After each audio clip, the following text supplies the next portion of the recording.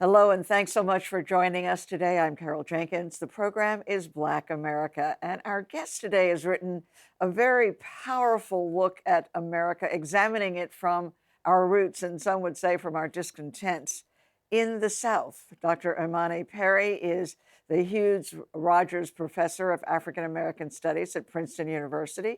She holds a JD from Harvard Law. Her PhD is also from Harvard. The book is called South to America, a journey below the Mason-Dixon line to understand the soul of a nation. And Imani, thank you so much for being with us today. And I know you're joining us from your home in Philadelphia. Thank you for having me. I am, as I say you every time we encounter each other, I am such a huge fan. Not only the work that you produce, but the amount of work that you produce. I think in one period there you had what, like 4 books publishing at the same time, and Well, yeah. and the question I had is I kept reading, the reviews and on a new book and say, how does she do it? So let's start there. How do you do it? How are you so prolific in writing? Is this like all day, every day, 7 days a week? I do write every day. Right.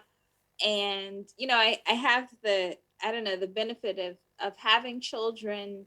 My eldest just went off to college, but having children who are at home but old enough not to want to talk to me all the time. so, Right. so I need to be home, but I have, a good amount of solo time. And I also, I do spend a long time thinking through what I'm trying to say and in what form. And it's sort of, so I write every day and things take shape over time. So I don't actually write all that quickly. I just am thinking and writing about a bunch of things at once. And then every once in a while, a bunch of stuff comes out. So I had 3 books that came out in 2018, but there had been 7 years in between those three and the previous book. And so, these are, it's a kind of, it looks chaotic probably from the outside, but there is a method to the madness. And I love to write and read. That's what Well, I'm. no, no, no. It doesn't look chaotic at all. It looks just wonderful. And to know that somebody in the world is thinking about the status of the world and how we got here. And I think that this is what this book does. It is, and I know there is this distinction between genealogy, family history, uh, and what you're saying about this book is that, there really is a difference between where you're from and who you belong to. And if you could talk to us a little bit about that, because, this is a very good exposition of that kind of thinking. Thank you. Yeah, I sort of, I was born in Alabama and moved at a very young age up to Massachusetts, and also lived between Chicago, Massachusetts, and then going home to Alabama. And part of the sort of, story is that Alabama has always been home to me because that's where my people are. And that's where I was born, and that's, where my family. I don't come from a great migration family.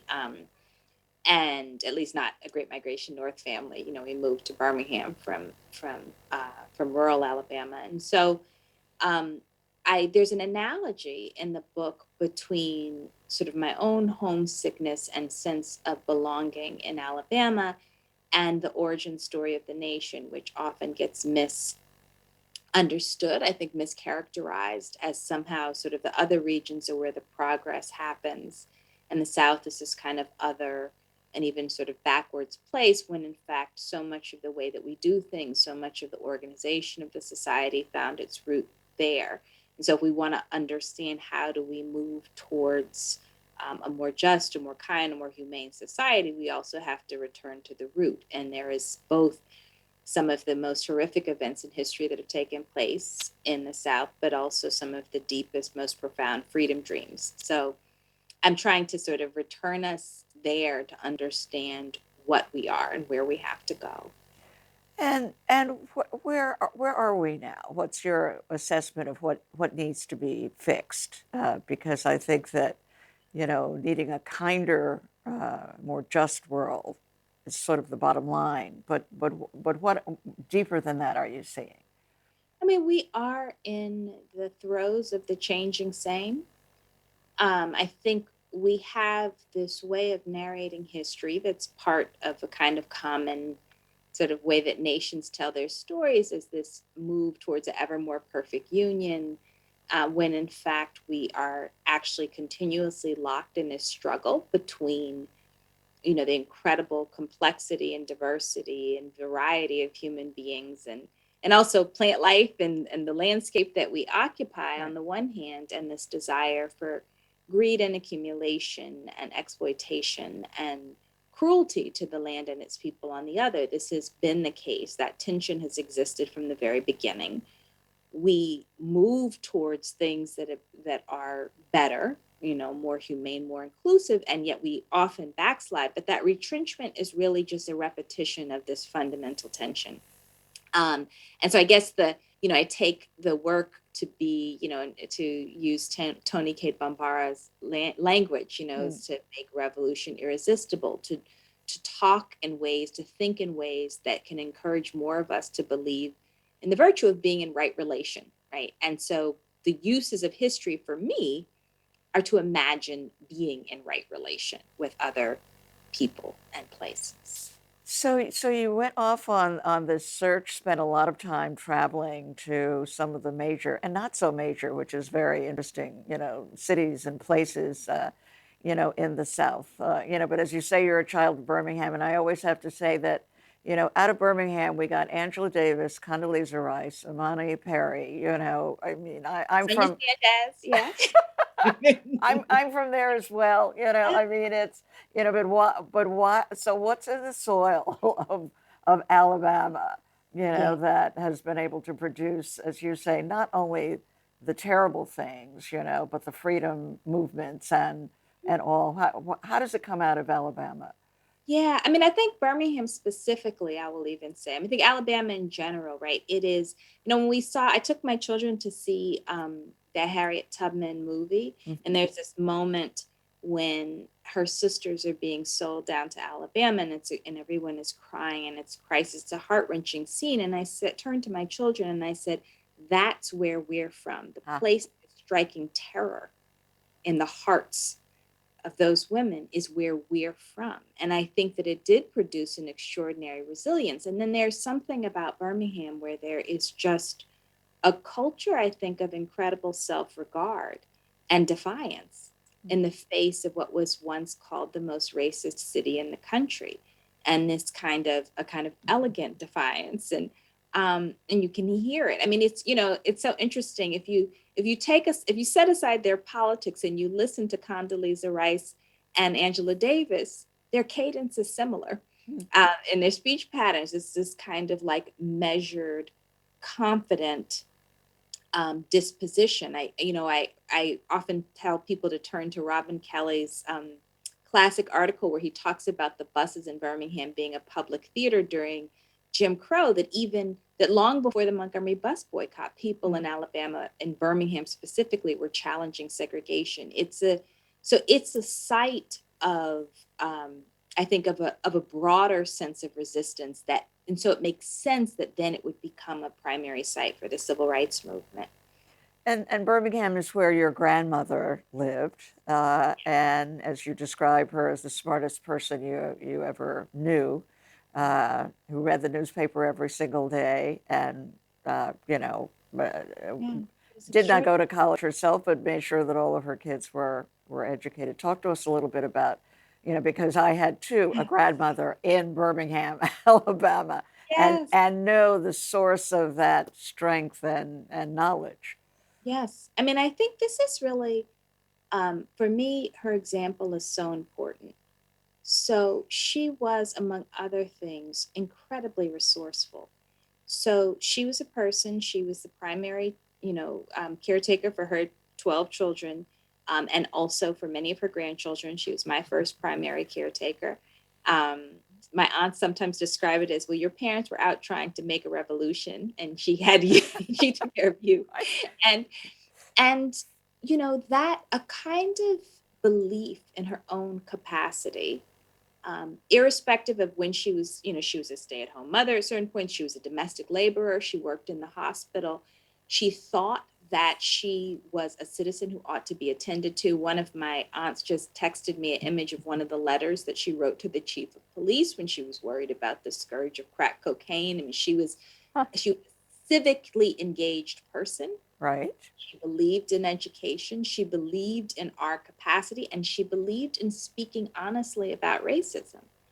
She would talk to doctors directly if they were diminishing. And I find that really important because there's a way in which we act as though at times that there's some shame associated with being descended from domestic laborers, that there's some shame associated with not having a sort of an elite background. And for me, it is the greatest honor to have had her as a grandmother and that have had that kind of discipline that she displayed as my model for how to navigate the world. Yeah, I love you come from what some would describe as a complex family, and referring to the fact that your parents were out making a revolution. Yes. Your Black mother, your Brooklyn Jewish dad who raised Yeah. you, talk to us a little bit about that. And apparently, I love the story that they met at Yale, actually, and They were there at the same time, but they didn't meet there. oh, They they met did. at Miles College. So Ah, they were both graduate students at Yale and didn't meet there, but they met at the new faculty orientation at Miles College, which is a historically Black college in Birmingham, which at the time also employed Richard Arrington, who would be the first Black mayor of Birmingham, who really rescued the city from economic collapse. But yeah, I had this unconventional family. I was raised by an adoptive father, not my biological father. My parents met as these sort of organizers. My mother had returned home to have me, and my dad had been inspired by the movement to settle in the deep South. And I was raised in the thrall of people who were trying to change the world, who had what was a very unconventional relationship at the time, a father who was seen as a kind of outside agitator type of person in Alabama. And the it was Brooklyn kid, right? Brooklyn kid. Yeah. And it was such an incredible bounty. I think so often people who have this sort of unconventional lives are made to feel ashamed. But for me to have both sort of the movement, the way the world was changing as part of my upbringing, and also a very traditional Black Southern grandmother, domestic space tradition on the other was it was just magnificent. I'm so grateful, for all of it. Right, right. So tell us, we now that we've established Birmingham as the best of all best, southern cities, where else? I mean, I know you were in Nashville, you were in New Orleans, Florida, all of these places that most people have left behind, and maybe some are returning to now, I think as well, but what was the traveling like? And I love that you're able to infuse your own really deep sense of literature as you're traveling these places, but also the one-on-one interaction with Yeah. ordinary people Oh, yeah. as you went through the South. The encounters were so wonderful. And it is one of the great benefits, part of why, Southerners tend to be the best storytellers and some of the greatest writers. And I'm not counting myself in that number, but it's a good place to get stories from because people talk to you and people will tell you their stories. So I met a Lyft driver in Virginia who was from North Carolina who had become a faith healer after a terrible divorce. And she told me about sneaking into hospitals. And it was this one to try to heal people because doctors didn't accept her healing, the virtue of her healing practices. And those moments Right. were beautiful because people, in addition to sort of interesting characters, which the South is known for, is people unfolded in there and offered up their belief systems, their experiences, their wounds. And for me, that it was such a wonderful example of a kind of intimacy that exists, Mm. and an intimacy that exists actually across lines of difference that is so characteristic of the South and why it is more complex often than we give it credit for. I also is useful for me because I am generally speaking a quite shy person, but when I'm there, I don't feel that way. I think in part because of that sort of open grace that's so characteristic of Southern culture. I spent and I also, I was in Appalachia, I was in West Virginia, and and New Orleans was particularly interesting because I have a genealogical relationship to New Orleans. So I feel connected to it, even though I Mm. don't have family there in an active sense. And so it was a process of self discovery, but also discovery of the differences and the incredible richness of all these places. Yeah, you cite Albert Murray and his book South to a Very Old Place, which was sort of the precursor to to your travels, and also talk about Richard Wright as well as Tony and Yeah. the writers. Baldwin. Yeah. I mean, who was in Atlanta, and his James Baldwin's assessment of Atlanta is so and also Du Bois is so impactful in this book. And even someone like V.S. Naipaul, who did not have familiarity with the South, but wrote A Turn in the South and really captured a great deal. So yeah, I went with armed with these books, these other people who had done work that felt to me to be very important and perhaps often unrecognized for how important it was to understand the country beforehand. So I felt like I was bringing a library with me to this book. Right, right. So we have to ask you, since we have you as an esteemed writer, professor, writing all of these books, and we are now in a situation where in the United States of America, in the South and elsewhere, but really started in the South, this whole notion of banning books. At least that's the impression that we get, that Texas and, Yeah. other places are, eager to actually isolate out books of history. I mean, the one for me that I keep repeating is the kindergarten book about Rosa Parks that was banned. Talk to us about that and where you think we are Yeah. in terms of how do we tell this history if we can't tell the history? Right. I mean, this is the changing same, right? I mean, this is the same move to me. It has a slightly different, a slightly different attire, but it is consistent with the period of not allowing Black people into public libraries. It's consistent to banning, to making enslaved people, if they read it, but potentially being punishable by death. I mean, this idea that in order to dominate and control a population, you have to limit their capacity to discover and know and cut off the moral imaginations, not just of those who are oppressed, but those who are enlisted to be members of the oppressing group. And so I think the thing that we do, so this is not a new move. It has a new sort of style, but it's part of a long tradition. And so And, I it, think and a new name, that's like unbelievably and nonsensically critical race right. theory. It's just goofy, right? It's like, I mean, it's, Right. but it's serious, of course. And I think that we have to turn to older traditions then of resistance and resilience. If these books are banned in public schools and public libraries, the question is, well, how are we going to hand them over to our children in other ways?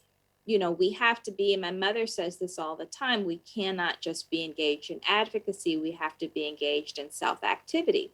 So we Mm. can push against what legislatures are doing, but we also have to build these capacities in our own communities. We have to read them with our young people. We have to read these books together. We have to expand our sense of what is important to know beyond that which people in positions of power are trying to confine us to. And um, you know, I live with the Ida B. Wells quotation: "The people must know before they can act." Mm.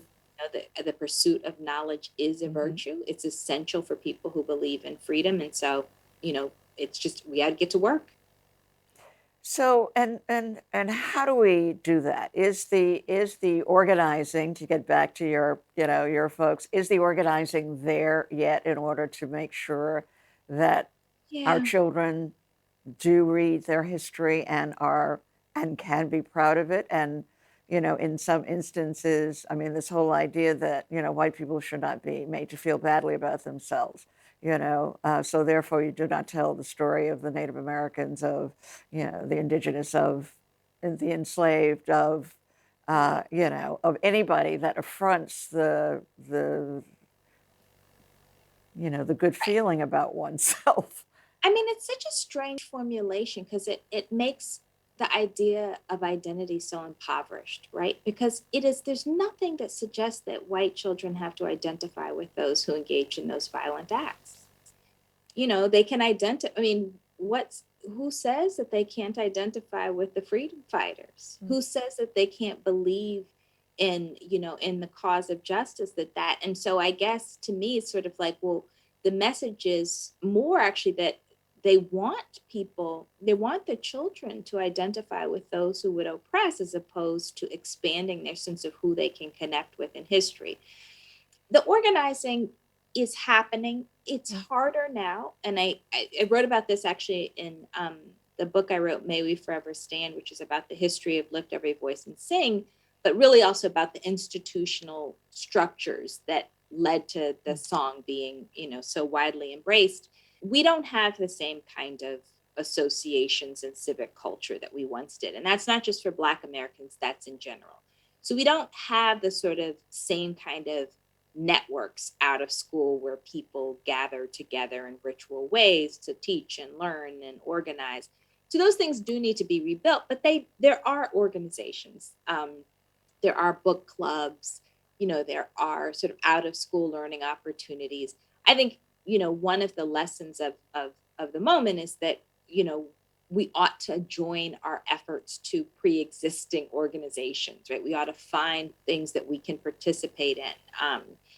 And that, to me, the question is sort of, can we identify causes or issues that we could commit to, say, for 10 years, right? Something that we can care about and be involved in for 10 years, even in a small weekly level, that adds up, right? Because this is not going to be a short struggle, right? This is a very long, protracted, multiple generations long struggle that we're in, that has a particular urgency because of climate crisis, of course, and human vulnerability. But, the work will be here. The work was here before we were born. It'll be here after we're gone. One of the things I love about following you in social media, are the pictures of your boys, and you've written a book, and I cannot believe that one of them has all gone to college, I know. already. I watched him grow Grow up, yes. college. Oh my gosh. So for the boys for our boys, what are you seeing and saying in 2022 as we record this? Oh, well, what I'm seeing and saying is that um, it's so important for me that they have an expansive sense of who they are.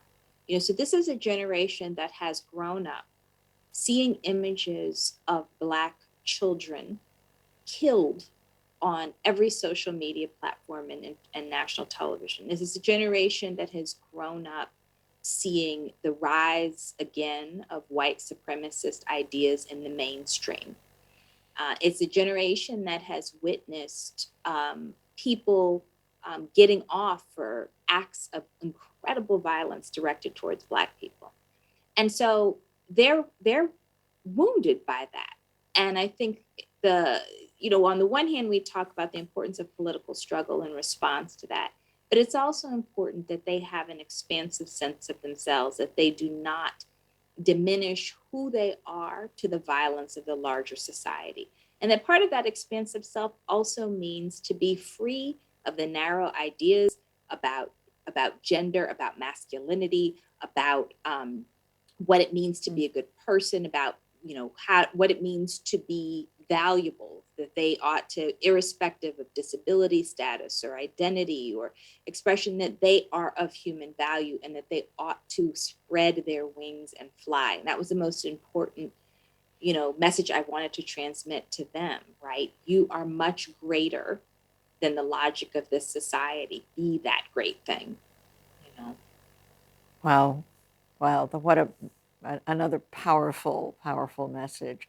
You're featured in the Spring 22 Oxford American Magazine of the South, celebrating 30 years. And so is the South rising again? What's Well, this is an incredible Renaissance moment for Southern writers, artists, intellectuals. And I think that that's not incidental.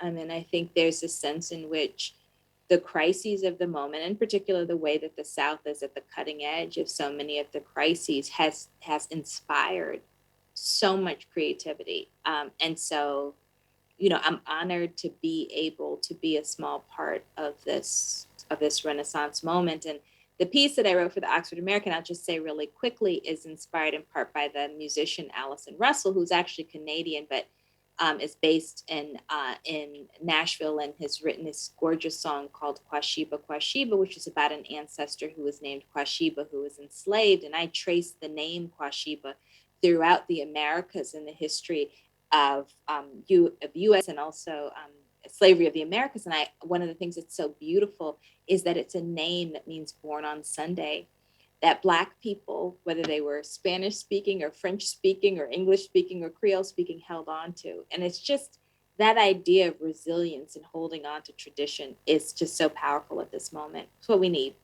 It's what we need. Exactly. Well, Amani Perry, you're exactly what we need. Thank you so much for your writing, for your teaching, for the influence, that you've had in this country, continue to have. And I know that you've got, 3 more books planned. Uh, and let's see if they're all published at exactly the same moment. No, never again. Thank you. Thank Thank you you so so much for being with us today. I'm Carol Jenkins. The program is Black America. Thank you all for joining us, and we'll see you all the next time.